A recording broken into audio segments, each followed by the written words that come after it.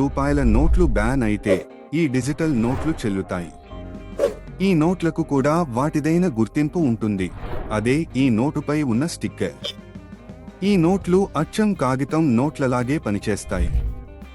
నోట్లను ముద్రించే ప్రభుత్వ ఖర్చంతా తగ్గినట్లే. అన్ని బ్యాంకులు సిద్ధంగా ఉన్నాయి. ప్రతి బ్యాంకుకు దాని స్వంత డిజిటల్ రూపే యాప్ సిద్ధంగా ఉంది. ప్లే స్టోర్లో మీ బ్యాంకు పేరు రాసి ఆ పక్కన డిజిటల్ రూపే యాప్ అని రాయండి. మీ బ్యాంకు యాప్ కనిపిస్తుంది. ఇది మీ సాధారణ వాలెట్ లాగా పనిచేస్తుంది. ఇందులో మీరు బ్యాంకు నుండి డబ్బులు తీసి ఈ వాలెట్లో వేయాలి. ఖర్చు చేయడానికి, ఉదాహరణకు నా వాలెట్లో ఇప్పుడు డబ్బులు లేవు కాబట్టి ఇందులో డబ్బులు వేయడానికి నేను సెండ్ క్లిక్ చేస్తే డబ్బులు పంపగలను. కలెక్ట్ తో ఎవరి నుండైనా డబ్బులు తెప్పించుకోగలను. లోడ్ పై క్లిక్ చేసిన తర్వాత నేను ఇందులో డబ్బులు వేయాలి. ఇప్పుడు నేను ఎంత విలువైన నోటు వేయాలి అది నేను ఇక్కడ నిర్ణయించుకోవాలి.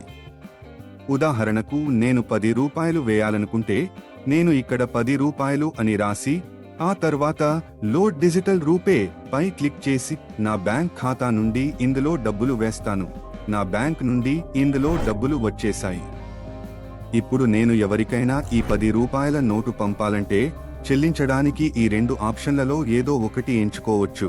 అంటే ఫోన్ నంబర్ లేదా క్యూఆర్ కోడ్. దీనికి ఎలాంటి ట్రాన్సాక్షన్ ఫీజు ఉండదు. ఎవరికి ఎన్ని నోట్లు ఇచ్చారు అనేది రికార్డ్ చేయబడుతుంది. ఈ వీడియోని ఇప్పుడు బాగా షేర్ చేయండి. ప్రతి నల్లధనం ఉన్న వ్యక్తికి ఈ వీడియో చేరిపోవాలి.